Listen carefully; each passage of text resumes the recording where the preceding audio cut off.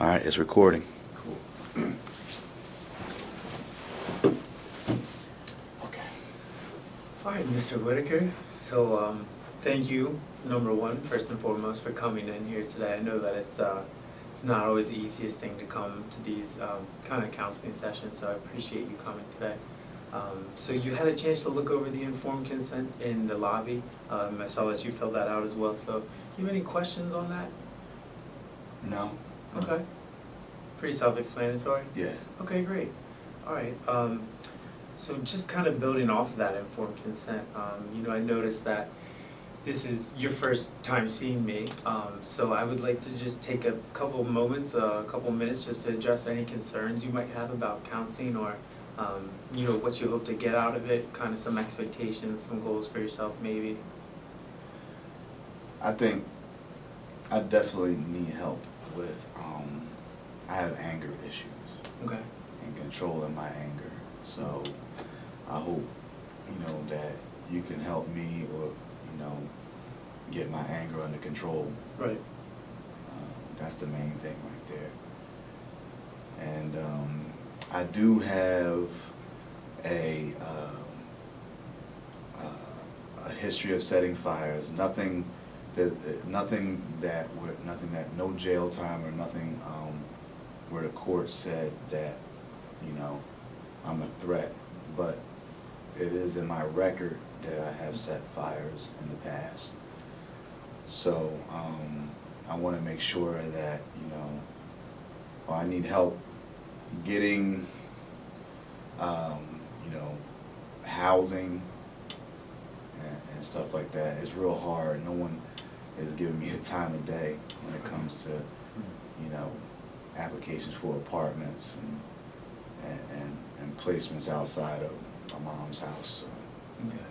And I mean, going through that process and I guess being, denied and like you said, it was pretty difficult to, get housing and things like that. How does that make you feel? It makes me feel like the only places that I have to live is with my mom, which I don't want to live there, or in a hospital, which I don't want to live there. So, my living situation is kind of, there's not much hope. There's Okay. not much hope. Yeah. Not much. No. And where are you living currently? I just got back to my mom's house. Okay. I was at a psychiatric hospital for about 6 months, and then I just moved back to my mom's house Okay. about 3 months ago. 3 months?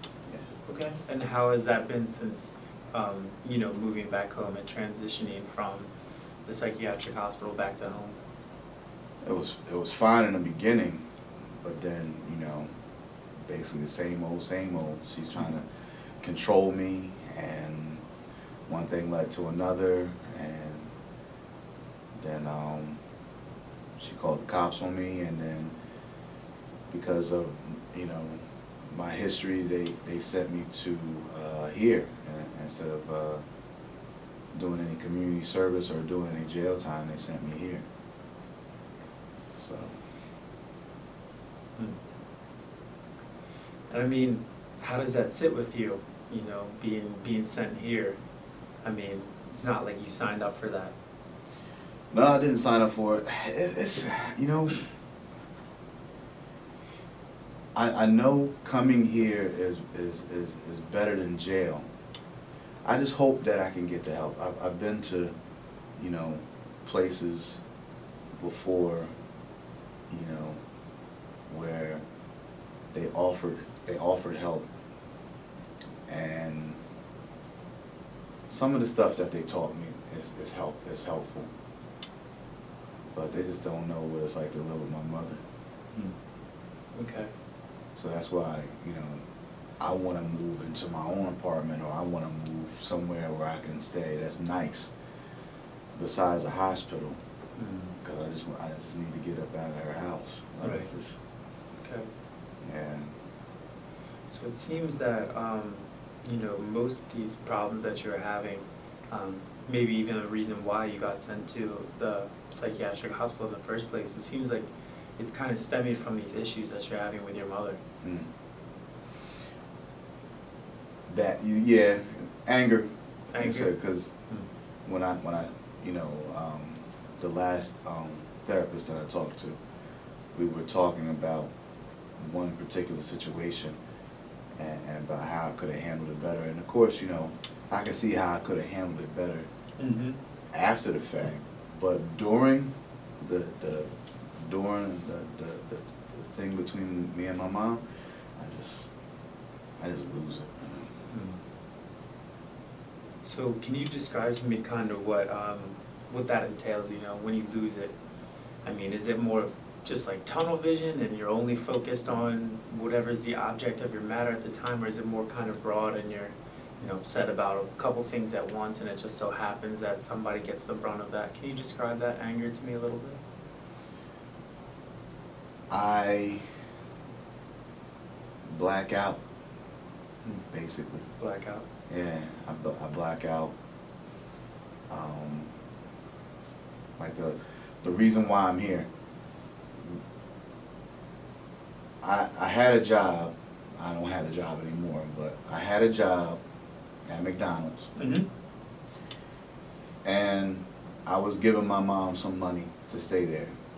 So I wanted my girlfriend to come spend nights, not stay with us, but, you know, Yeah. come spend night. I mean, I would love for her to stay with us, but. Right. So, my mom said no, and then I asked her why, and she said, when you get your own house and all that other stuff like that, and I was like, you know I can't get my own house. Mm. That's why I'm asking you if she could stay with us. And then one thing led to another. She was saying what she was saying, and then I wound up, I almost broke her arm, basically, is what happened. Okay. Yeah.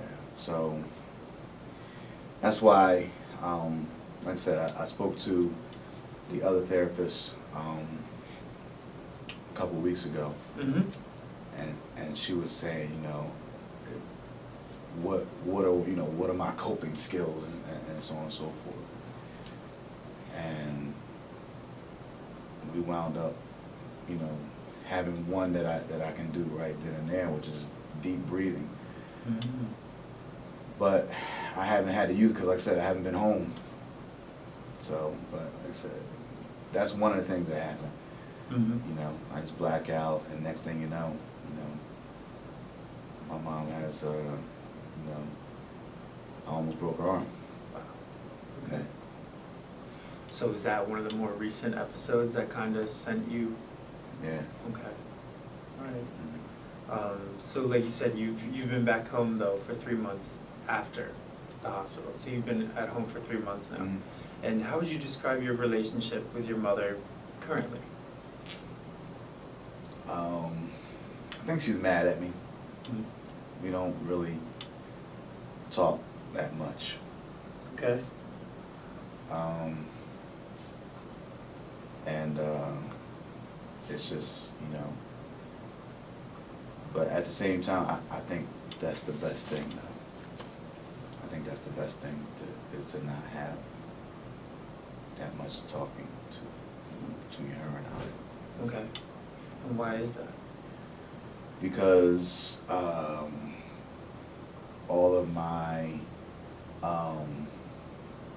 hospitalizations and all of the DIFUS visits and everything it comes from the us getting into fights. Mm. You and your mom? Yeah. Okay. So I think the less that we talk to each other, probably the better. It's better for y'all? Yeah. Okay. So, you know, you mentioned a lot about mom here. I'm curious. Is dad around still? Is he in the picture at all? He lives out of state. Okay. Yeah, he lives across the country. So I do talk That's to him. not really out of state, that's across the country. Well, out of state, across the Okay, country. Yeah. okay. Where does he live? He lives in Colorado. Okay. So they got a divorce when I was like 11 or 12. So when I was in school, when I was younger, I used to go out there in the summertime and stay with him in the summertime. And then, but nowadays, whenever he gets extra money, he'll send me a ticket and I'll go out there to visit. But basically, I just talk to him on the phone, probably about once a week. Okay. Yeah. So that's the main contact that you have with your dad, those phone calls then? Yeah. Okay. Yeah. And, I mean, your parents separating at 11 years old, Yeah. that must have been pretty tough for you Yeah. at the time. Yeah. Right? Yeah. Cause I spent a lot of time with my dad when I was younger. So when he left, and we had a lot of court. We had to go to court a lot for where I was going to stay. And then they said I was going to stay with my mom. And yeah, it just like it went from you see your dad every day, and then it's great when I'm out there in the summer. When I was out there in the summertime, it was great to be out there. Right. Colorado was really nice. Yeah. And Nice to spend time with your dad again. Yeah. Right. And him and my I guess my stepmom. Well, they recently got married, but she's been around him since he moved out to Colorado. Okay. And was it strange at all when you met your stepmom for the first time, or was it weird that there was somebody new in the picture? It was weird at first, Mm-hmm. but she's cool. Okay. Yeah, she's real cool. You get along with her? Yeah. Okay. Yeah. She's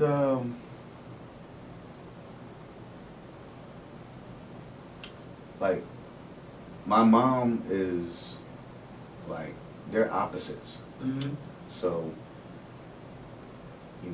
I kind of, I talk to her on the phone too. Yeah. Oh, okay. When we call each other once a week, I talk to her on the phone also. Mm-hmm. What do you guys usually talk about? Well, when they first moved out there, we talked about school Mm-hmm. and everything. But my dad wants me to get a job, which I've been able to get jobs. It's just, keeping the jobs because of, court days, hospitalizations, and so on and so forth. That's, I would get a job and I would lose it. Now it's hard to get a job now because, Right. They ask me, was I fired? And I'm like, yeah, I was fired when I get an interview, and then I don't get a call back to get the job. So. Right. But we usually talk about, getting a job. He always asks me what's my goals in life, what do I want to do. Sometimes, we'll talk about it. Sometimes I don't feel like talking about it. Mm-hmm. I always ask him, when are you going to send me a ticket so I can come see you? Right. They're working on it. Yeah. We want to spend time with him. Yeah. Mm-hmm. So you miss your dad? Yeah, I do. I do. Yeah. Yeah. Does he ever come back here at all to visit? And once in a blue. Mhm. Once in a blue. Last time he was out here, probably about 2 years ago was the last time he was out here. Mm. That was before you were hospitalized and everything like that?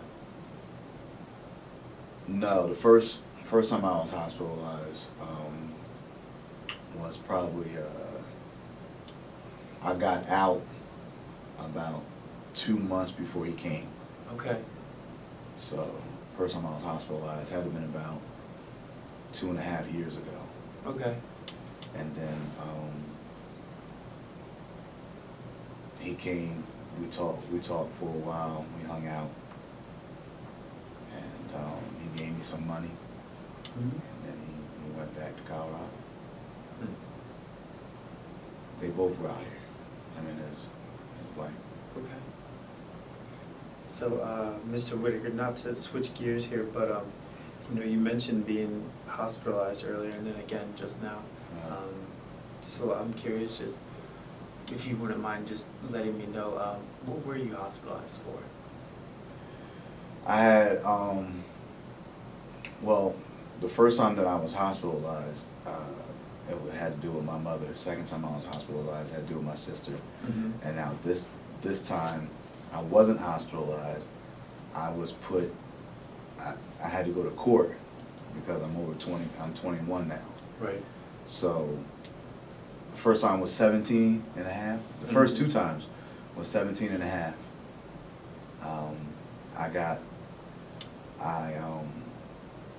I hit my mother, because she hit me first. She hit me first. I hit her back. But apparently, you know, I guess, like, she, called the cops on me, and then they sent me to this hospital, probably about like a half hour away from where we live. Mm-hmm. And then the second time I was hospitalized, my sister called the cops on me because she was cussing me out about the thing that happened between me and Mom. And then she was getting on me about getting a job and getting my life together and everything like that. And I was telling her how hard it was to do all that. And then she called me a name, and like I said, I kind of blacked out. And then,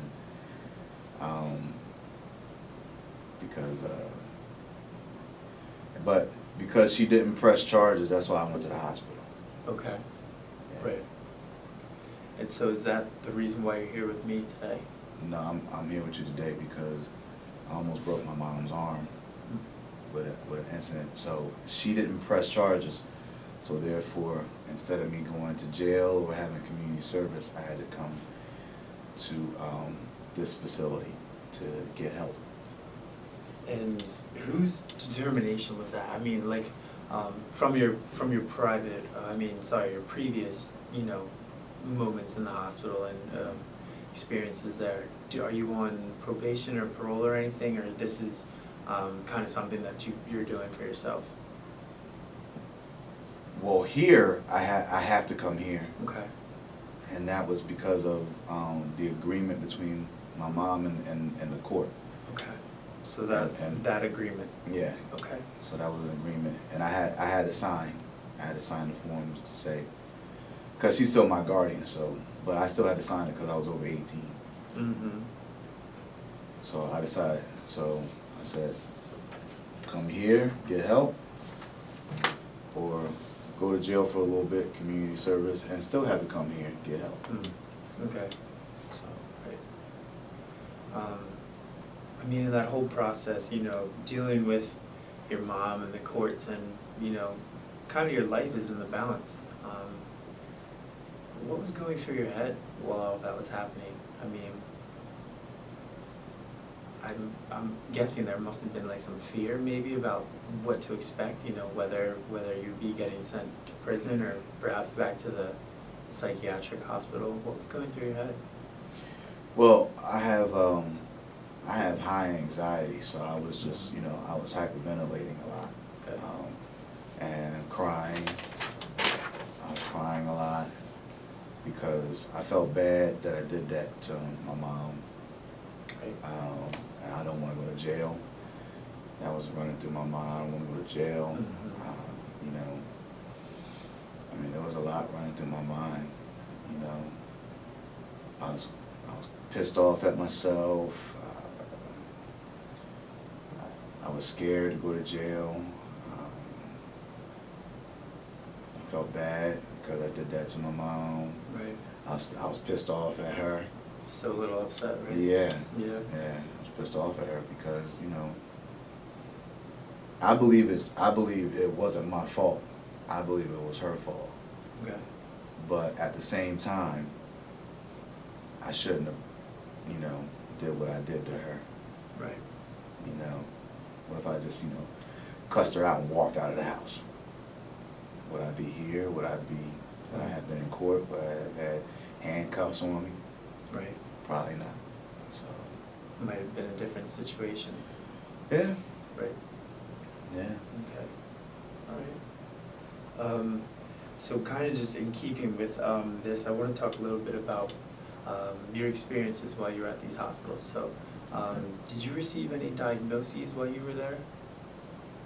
I was diagnosed when I was in school. Okay. So before the hospitalization? Right, yeah. Okay. I was diagnosed in school. Okay. And what diagnosis was that? I know I have ADHD, Mm-hmm. bipolar, and oppositional defiant. And then they wanted to label me as a fire setter, but I'm not labeled as a fire setter. But they have it written down. So everywhere that I go, the courts know. Every time I went to court, the courts know that I have set fires. And every hospital that I went to, they all knew, because there's only certain hospitals that I could go to. Okay. And they knew that I set fires in the past. Okay. So you have set fires in the past? Yeah, I have. I mean, were these before being hospitalized? Before the first time that you lashed out against your mom? Two were before and one was after. Okay. All right. And what do you think, do you remember why you set those fires? I don't remember the first fire that I Mhm. set. I don't remember it was small. It was I threw a lot of stuff in a big giant barrel, Yeah. and I just lit it up. So I don't know why though. I don't remember why. The second fire that I set was I got pissed off at my mom, and she had bought me new sneakers, so I took the sneakers outside and lit them on fire.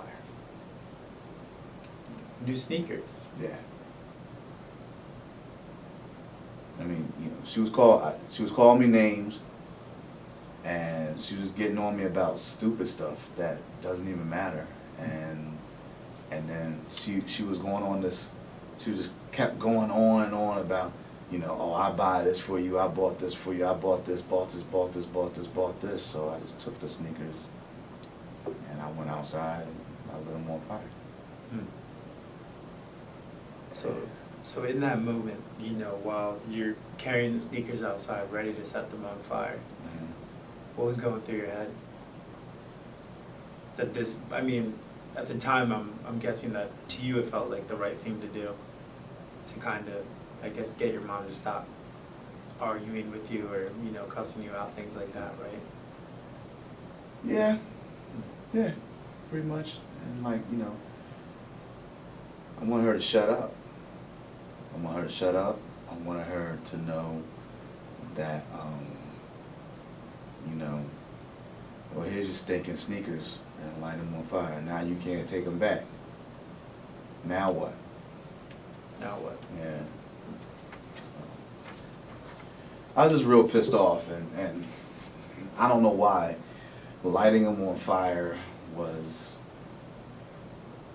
what I don't know why, I just did it. The You know? solution. But I look back at it and I say to myself, you know what, but I didn't hit her, and she didn't call the cops on me or anything.